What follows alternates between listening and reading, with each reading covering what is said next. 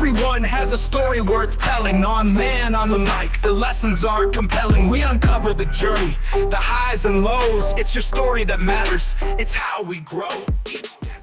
What's up, everyone? Hey, welcome back to another episode of Man on the Mic. Super excited. Gonna have a conversation with my man Parker Anderton today.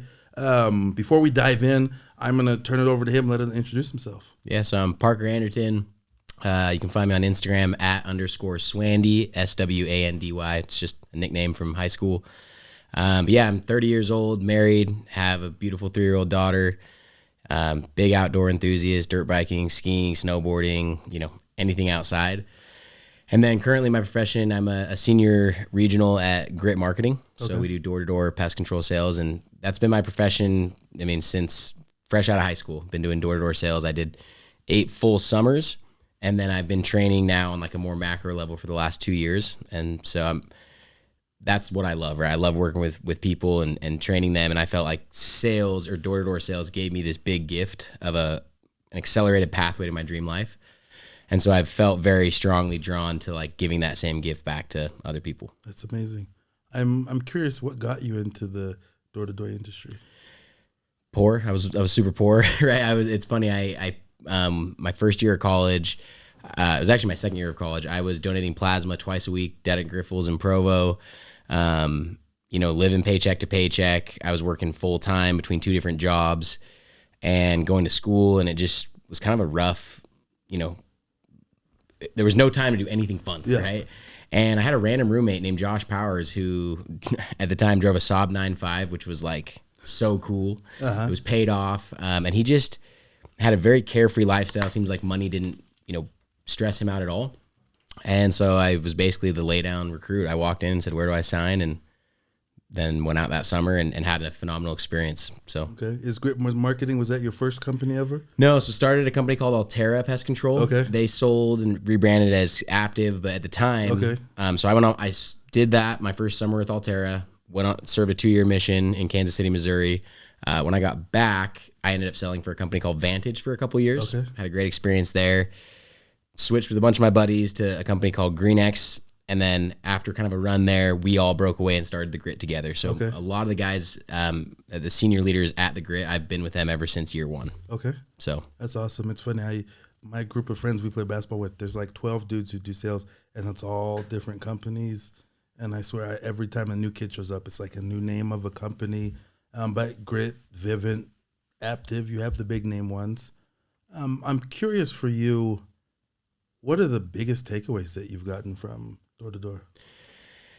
Yeah, biggest takeaway for me, I think, is the power of like the human mind, right? I think that most people would think that in sales there's these traits or qualities that make it so that you would succeed. Yeah. But over the years, I've seen it's mental resilience is probably the main like indicator for success, right? Okay. That and hard work. And so, I've seen all walks of life do really, really well at this job. Yeah. And I think in society right now, money is it can be somewhat scarce. Mm-hmm. And it's very interesting. A huge takeaway for me is it's taught me that money is in abundance, right? And it's so cool to see these young guys or young girls that what can happen when they start to realize that they can control their own paychecks. Yeah. No, I love that. How do you deal with?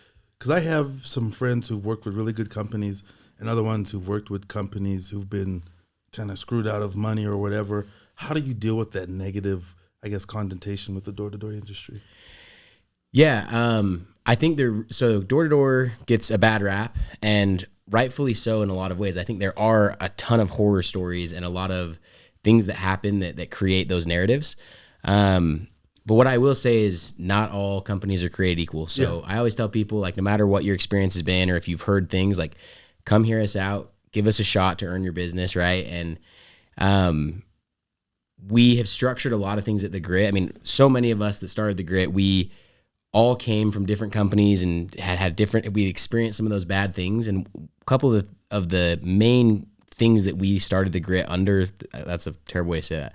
One of the real reasons we decided to start the Grit was to take all these bad parts of the industry and try to get rid of those. Yeah. And we're not perfect, right? But we try to really avoid having those kind of horror stories with our company. Yeah. So No, that makes sense. It's funny. There was a kid, last summer, right before last summer, a little 19-year-old kid, nice kid, was going to sell with the grit, and he was trying to recruit me and my buddies. Now we're all 30, careers, everything, and this kid is like giving us numbers and spitballing and everything. And my one buddy was like, "Well, you don't have your own car, first of all, and we don't want to see what your boss is making. We want to see what you make." And I've always thought, I'm like, just learn to read the room. Because the way that you go and pitch someone or try to recruit someone, if you can read the room and have the right message to the right person, I feel like you can get anyone to go and to do and to at least test it. They may not love it, but they're going to go try it for a summer. What would you say in terms of the game of recruiting? What advice would you give? I think recruiters do a lot of talking and not a lot of listening. Yeah. And as me and my business partner, Skylar, I feel like as we've learned to listen, recruiting becomes a lot easier, Yeah. right? People will tell you what they want. They'll tell you what they're looking for. And if you're not afraid to tell the people that what they're looking for, if you don't have it, you will attract and draw the people that you're going to work really well together with. So the other thing about recruiting is it's interesting. Like even the reason I'm sitting here, I'm 30 years old. I'm not, I'm married. I have a kid. I'm not out meeting a ton of people. Yeah. But my job is to be a leader to my people. And I don't want them to think that when you get to be 30 years old, like you just get to ride off their coattails and ride off their success. And so about a year ago, I realized like if I'm not out meeting new people, but I still need to recruit at the highest level, I got to find a way to do it. And so that's when I really dove, headfirst into social media. Yeah. And it's been incredible. It's been a really tough experience. I think it's a lot more work than anyone could ever really imagine. But it's been a really life-changing experience for me. It's allowed me to recruit at a higher level. It's allowed me to make connections. And so I think recruiting, like anything, is just you get out of it what you put into it. Yeah. And so that's, a goal of mine over the next couple of years is to be one of the best recruiters in all of Utah. I love that. How do you, because I've had some buddies who've dealt with this, how do you find that balance? You have a kid, you have a wife. So when you go out for the summer, does your wife go with you? Does she stay here? Yeah, for I think 5 summers, my wife came with me. Okay. We had one summer where she was pregnant with my daughter where we decided to be apart that summer. Yeah. Just for like doctor's visits and things like that. It made it a little more simple. But I think the biggest thing, and it's really not that complicated, is my wife and I are pretty clear on like the dream and the vision. And it doesn't make sense to make all these sacrifices if you don't have a reason that you're doing that. Yeah. And so, I'm not saying that it's been perfect, but I think we've always known kind of what we want and why we're doing it. And that's for sure made it a lot easier. And so for people that are married, especially that are having kids, my recommendation is to, be super open with your significant other and get really clear on the vision, the dream of what you're going after, and then put yourself in a position where, the sacrifice is worth the reward at the end. Yeah. So I love that. I'm curious now. What is your vision? What's your dream? I had a really interesting, I'm working on restructuring that, and I'll tell you why. So my whole life, I had these couple of like core things that I really wanted, right? I grew up in a broken family, so divorce, right? I didn't have any full siblings, lots of steps and halves. And I don't feel like any of us had the same interests or hobbies as any of my siblings. But the one thing we all loved was boating, right? Had an aunt who would invite us a ton boating, had another uncle who would invite us. And I remember as a little kid, Lake Powell was like this place that to me was like heaven, because all my siblings, we all had fun. We all wanted to be there. And so from as young as I could remember, I always wanted to own a boat. I always wanted to have a houseboat, wanted to be able to do those two things a lot, right? And so coming up to 30, I have one of my dream boats. We got a houseboat. And I thought the first time I walked on my houseboat, I thought it was like going to be this amazing, life-changing experience. And I remember walking on and being like, oh, it's cool. But the magic was that I got to bring all these people that I loved on this boat, right? And so my dream for so long, I feel like I hit that at a lot younger of an age than I thought, right? And so over the last year, that's what I've been really kind of recreating is what is the dream? And I think the dream now is to impact as many people as I can. I want to give back this gift that I've received of being able to chase dreams. And then I want to be, when I think about death a lot, which is weird, but not in a dark way. Oh, I'm right there with you. It's like when I die, I don't want to be known as like the guy that had the boat. I don't want to be known as the guy that did door-to-door sales. I want to be known as a world-class, father. Yeah. That's probably the most important title to me. I want to be known as a world-class husband, as a world-class friend. And so I think, and I know this is a long answer to your question, but I think at first the dream for me was material. Okay. As I achieved those material things, I realized that that's not what made me happy or made me fulfilled. And now the dream is much more of like, who am I becoming and who am I helping the people around me become? That fulfills me. And then the last kind of piece of the dream is, I believe another title that's super important to me is a child of God and a disciple. And I think in the world, there's a lot less of that. Yeah. And there's a lot of, it's becoming less and less cool to talk about like spirituality, right? And I want to, go against the grain, and I want to be someone who draws people to Christ and who draws people to spirituality. So those are, but again, I'm still kind of working on the dream. But yeah, no, that's beautiful. I agree with you. I think so many times we're scared to talk about our faith or what we believe to be true. And to me, I'm like, why not just be yourself? There's no sense in trying to be something society wants you to be or how social media wants you to be. Just be yourself. And the beautiful thing about that is those who are connected to you will connect, and those who are not will go away, and that's fine. Not everyone needs to love you. I think for me, that's been the biggest thing I've learned the past years. Not everyone's going to like you. Not everyone's going to want to be around you. And that's okay. You don't need everybody. We don't have time to be with every single person of the day, every day. I want to ask you, being in the industry that you are, being around so many different people, the mentors that you've worked with and everything, what's the best advice that you've ever received? Oh, I'm going to have to think about that for a second. Okay. I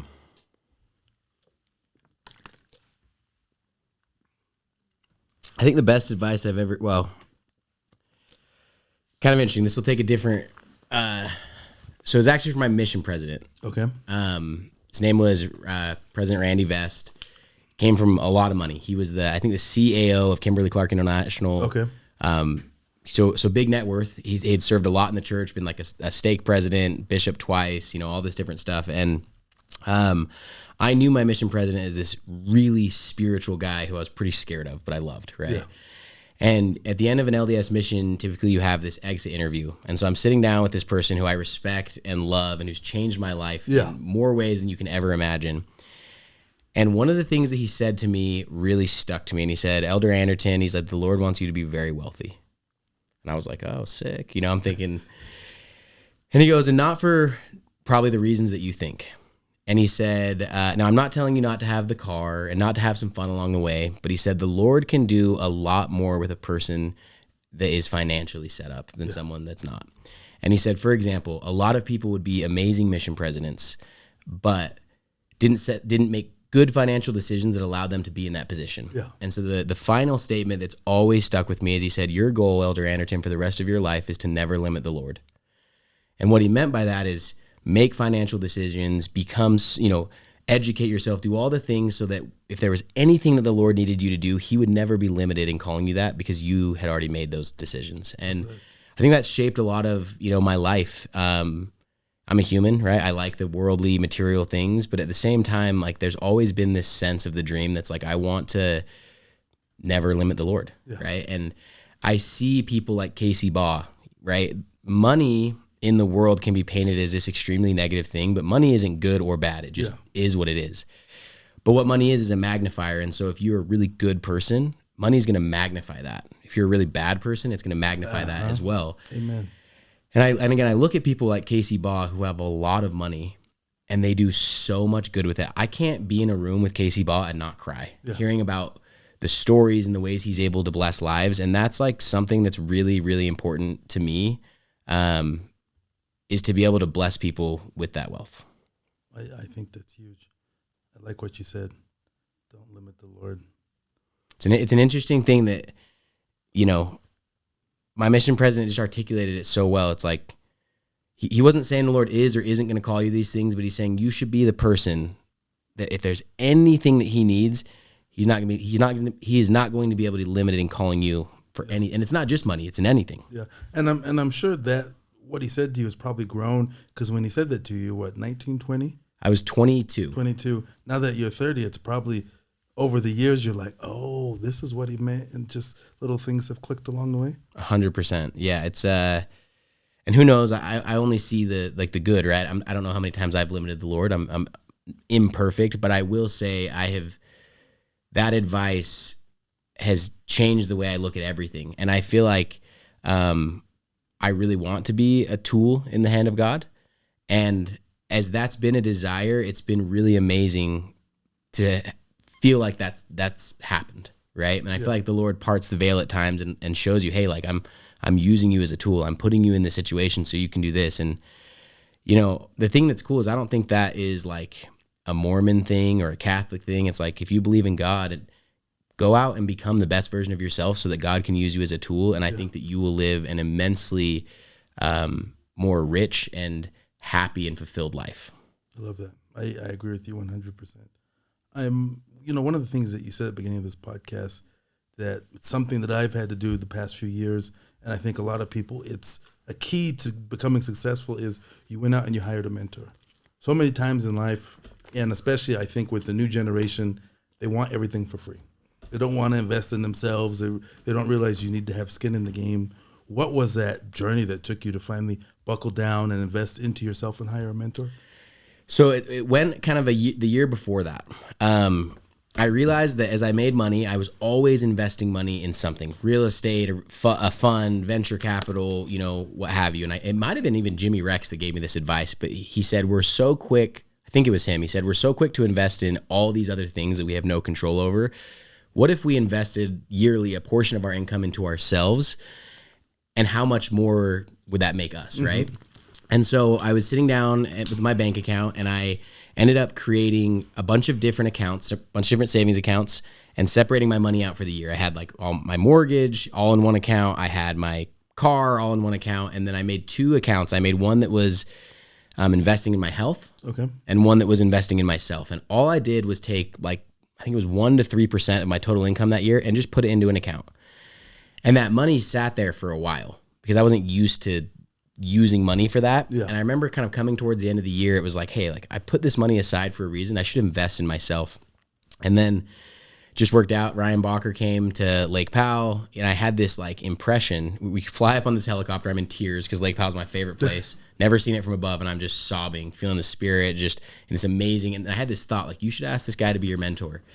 And at the time, I'm like, I don't even know if he mentors. I'm not gonna be that weird kid that he just met and is like, hey, will you mentor me?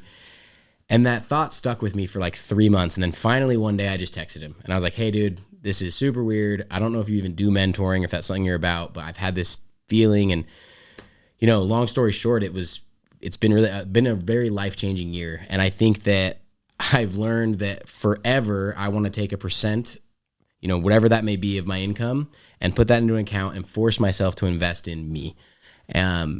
And I think because of that, right, I'm a better husband, I'm a better father, I'm a better employer, like all of it is better. And so the advice that I'd have for anyone listening to this is like, don't be afraid to invest in yourself, right? The easiest way I've found is take some money, do it as a percentage, put it into an account, and it will remind you often like, hey, it's okay to go get a mentor or get a life coach or get a health coach, whatever it may be. Yeah, I agree, because I think what they do also is they challenge you to get out of your comfort zone. Oh, yeah. And they force you to do things or look at things that you wouldn't on your own. My coaching group that I'm in, I mean, I never did like breath work or meditation before, and that's a big thing that we do now, and I've made it part of my routine. I absolutely hate cold plunges. They're the worst. But that's a big thing that we've done, we adapted. And so it's a complete mind shift when you have someone who forces you to get uncomfortable. And so for me, I say the life I live right now is I've learned to be comfortable being uncomfortable. And that's where growth occurs. I'm curious, because you mentor probably a lot of kids that are going to knock for your company and everything. What have you taken away that you train your reps? Or what do you give to them? Yeah, I think the most important thing, like if you're going to work with me, I can tell you what I'm going to give you is belief, right? I have spent a lot of years understanding that belief and confidence is the number one thing that helps people sell. It's not the technical, and you won't find me teaching a lot of guys the technical stuff. I'm totally capable of doing that. Yeah. But I've found that what moves the needle the most and what's the most impactful to people is when you can teach someone how to believe in themselves, how to increase and gain confidence, how to really control their mind, because I've spent so much time around so many top guys in this industry, and I've realized that that's the stuff that matters. It's their mentality, it's their confidence, it's their belief. And then the other thing that I felt a calling to as a leader is like, I understand that you're not always going to believe in yourself, and that's okay. Lean on my belief in you. And so I think that's one of the most important things that my leaders have given to me in this industry is belief in myself, and then believing in me when I didn't believe in myself. And so I try to train that and focus on that. And that's just a really big part of what I do. Okay.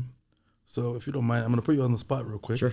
So if I'm a young college kid, just got off my mission, and I've heard all these different door-to-door companies, what is it that separates you guys or would get me to choose you? Yeah. Couple of different things. Number one, is I think one of our goals is we don't want you to come and build our dream. We want to figure out what your dream is, and we want to use the grit as a vehicle or a pathway to get that, right? I think one of the things is if you think about sports, right, there's so many high-level athletes, and everyone says they want to work with the best. Yeah. And we have so many top performers and so many people that you can learn from.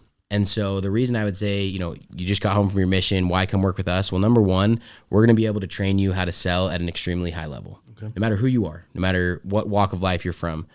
Number two, we have a culture of transparency and honesty. And in this industry, that's really important and unique, right? And then I think like the third thing that I would say is we're not the one true pest control company. Right? Like, I want to make that very clear. Like, I don't believe there is just one. Like, I've had great experiences at a lot of different companies. But what I will say is we have a very, very unique culture. And if that aligns with what you're looking for, then the only way you can know that is by coming meeting with us, hearing what we have going on.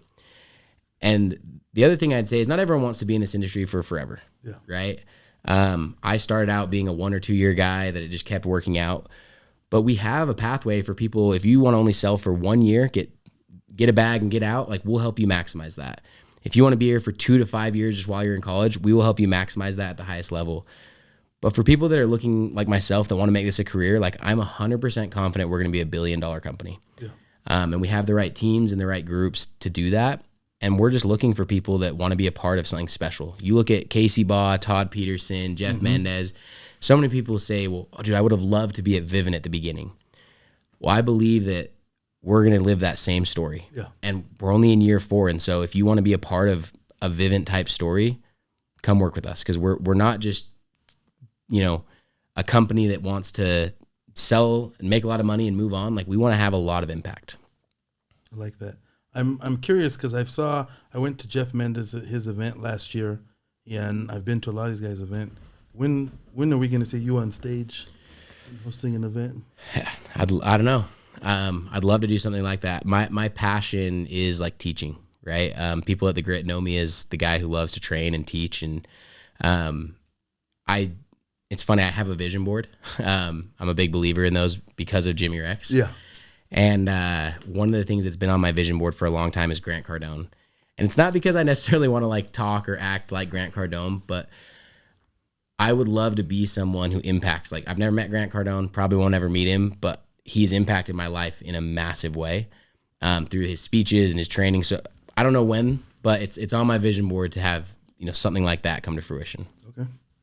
Well, I'm going to throw you a bone. I don't know if anything will come with it, but I will connect you with his assistant. Cool. And wherever that conversation goes, it goes. But I will do that introduction. And maybe that gives you a chance to either connect with him or something. But his assistant is awesome. Well, I appreciate that. And replies, communicates a bunch. Because my biggest thing that I've learned in my career and everything is, why do I connect and network with people if I'm not going to share it? And be able to open doors for other people and start other conversations and sit back and just watch people work their magic. Well, I appreciate that a ton. So I'll get that done. I want to pivot this conversation a little bit and step away from the door to door and your career there, and I want people to get to know the Parker away from door to door. You're a big outdoors enthusiast. Yeah. What is it about the outdoors that draws you there? I don't know. I think so it's funny because in sales it's such a team thing and I love that, right? But growing up, I was always had a lot of anxiety about being on team sports because I never wanted to be the guy that was like the reason that held the team back. Does that make sense, right? And so I found a passion at a really young age for things like skateboarding and dirt biking and snowboarding and skiing because like I was the only person that held me back, right? So that was kind of where it started. And I love the action sports community, right? Like I went to the Pro Wakeboard Tour here this last summer and like, they're just so cool, right? They're just the coolest athletes. But I think I just love being like, I don't love being inside and I love being outside in God's earth. I love dirt biking because I feel like I get to see things that no one else is, or very few people are ever going to see. Right. And yeah, I mean, I think I feel like last night I skateboarded for the first time in like 3 or 4 months and it makes me feel alive. I don't know what it is about it, but you know, everyone has those things that recharge them. Yeah. And being outdoors recharges me in a huge way. And it's all those like different activities that I do, I love. And boating specifically, you know, this is no shot on golf. I know that people love golf. I'm terrible at it, so I probably don't like it. I'm not a golf fan. But the thing I love about boating is I don't have to pick between my hobby and spending time with my family. I get to do them together. And so, you know, my wife and I bought this boat and we have spent so much time as a family on it and created these core memories. And that's the other thing I like about all those things is dirt biking is okay by yourself, but I wouldn't do it. Like I get to do it with amazing people. Yeah. So I'm curious, I know you love Lake Powell, but where's your dream place to go boating? Lake Powell. I'm telling you, like that's the best place in the world. Yep. I genuinely can't think of a place where I have more memories that's been more spiritual for me, that I see more happiness. Like, you know, and I for anyone that hasn't been to Lake Powell, like you should go. But you don't really have cell service, and there's just this magic. People talk to each other. People get to know each other. People experience life. You can disconnect and be present. It's amazing. So I'm biased. I think it's been a dream of mine since I was a little kid. To like Lake Powell is just so amazing. And there's a lot of cool lakes, but Lake Powell is just always a very special place to be. I've never been to Lake Powell. One of the things I'm excited, our coaching group, one of our events will be at Lake Powell. I've been to Flaming Gorge. Cool. And done a family reunion there. But Lake Powell, all my friends have been, and everyone is like, Lake Powell, Lake Powell, Lake Powell. And I'm like, eventually I'll get there. But just the pictures and videos, it looks beautiful. It is. And it's, like I said, you don't have to like boating to love Lake Powell. It's just this amazing, it's beautiful, it's fun, you can disconnect. Dude, I think it's the best place in the whole world. I love that. I'm curious, if you can't choose Lake Powell, if you, your wife, and your daughter could go anywhere in the world for a weekend, where would you go? Oh, dude. I think right now, so this is funny because I used to be the most anti-Disney person in the whole world. Like I would tell my wife, you go to Disneyland with your friends and I'll pay for someone to take my spot, right? We went this last year and it is magical. It's not that I like personally love it. It's just being there with my daughter and seeing the way that it really is just this magical place. So I've become a Disney dad. I've become the thing that I feared the most. I think that's fair that you have a daughter because I've gone with some buddies and finally told them, I said, a bunch of grown men at Disney by ourselves is not the move. No, that's not it. Whatsoever. I'm on the Peter Pan ride and I look like a creep because I'm like, why is this giant guy on Peter Pan? But I'm like, you know, if I took a girlfriend, if I took kids or my niece or nephews, I would love Disney all the time. And I'm going to take back that answer. The more I thought about it, the North Shore of Oahu is our favorite place. As much as I love Disneyland, like I actually think we all loved the North Shore better. Laie and that whole, like I would like to live there one day. I mean, it's just this vibe. It's this small town vibe, surfing, skateboarding. And what I love is it seems to me on the North Shore of Oahu that there's not a lot of competition for money. Like what people do is they don't flex money. They flex the time they spend with each other, right? Yeah. It's like, again, they're surfing. You go to a skate park and it's like all the moms are bringing their kids there and they're all hanging out. You know, I just love the vibes of Hawaii. It's slower. I love being at the beach. My daughter and wife love being at the beach. So I'm gonna recant my first answer and go back to the North Shore of Oahu. Okay. I will, and mark my words, I'll play this back one day. I will own a house on the North Shore of Oahu one day. Okay. Is that on the vision board? Yep. Okay. I don't want to live there full time, but I want to go spend the winters there with my family. Okay. I like that. Hey, if it's on the vision board, it's possible. What, for you, in your life and everything, traveling, working, whatever it may be, how have you kept your faith intact? It's a great question, and I think it's hard. I've seen how hard it is for people around me, right? I think it goes back to like the reason I went on a mission wasn't the reason that most I think people go. Like I had like totally left the church. I was big into all the crazy stuff and did some stuff that there was a point in my life where like I'm glad I made it out alive, right? And the reason I came back was because I was feeling this void in my life. And I started to look at the people around me, and I realized if I keep doing what I'm doing, I'm going to die, right? And I started to look at who are the people like that are happy. And I noticed, at the time, it was a lot of people that had religion in their life. Yeah. And so the search for me wasn't like a family or culturally driven thing. It was like I was looking for something for me. And I'll try not to get emotional, but I still remember I had a lot of pain, right? A lot of pain that just... I tried everything in the world to forget it and, get it out of my life. And I'll never forget when I really learned about Jesus Christ and about the power of forgiveness. And I'll never forget the day when I felt some of the pains of the world that I couldn't get rid of just be gone. And that for me is why I'm in, the gospel, is because I will never be able to deny that feeling. And I served a mission because of that feeling, because I said I know there's people out there that are feeling this way, and I need to find them. Yeah. And so I think religion is a very culturally driven thing, and that's why it's so easy for people to leave. Where for me, what it's allowed me to, again, keep it in my life is I think I'm in it for me, right? I'm in it because I've experienced something for me that I can't deny, something that has changed my life. It's filled that void. It's made me happy. It's, again, relieved pains that I couldn't get rid of any other way. And so, I think a lot of people leave specifically like the LDS church for valid reasons, right? They have people offend them, people, do things. There's teachings they don't understand, but that's not why I'm here. I'm here because I've felt something from like the power of Jesus Christ. And that's why, so again, I don't go to church to be social. Yeah. People are going to be people. They're going to say things that offend me, but that's not why I'm there.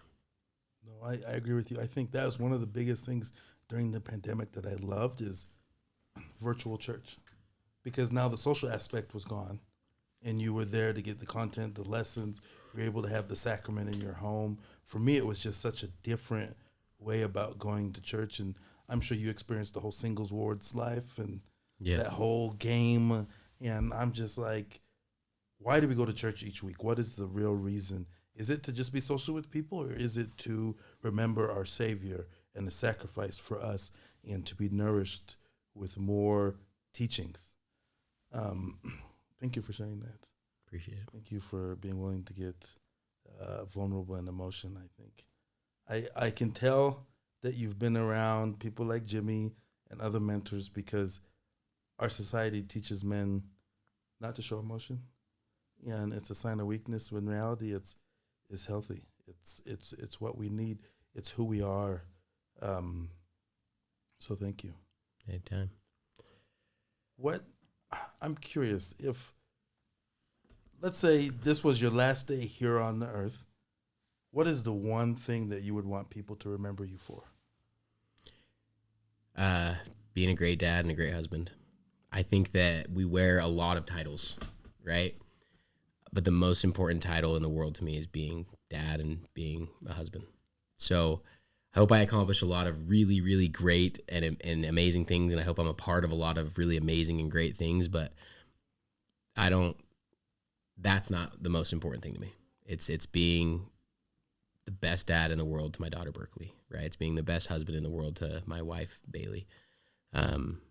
So like, again, if I was going to die today, and I hope that people would talk about those things more than anything else. Love that. I'm curious, how did you and your wife meet? Through sales, sort of. Okay. It was a welcome back barbecue at the end of the summer.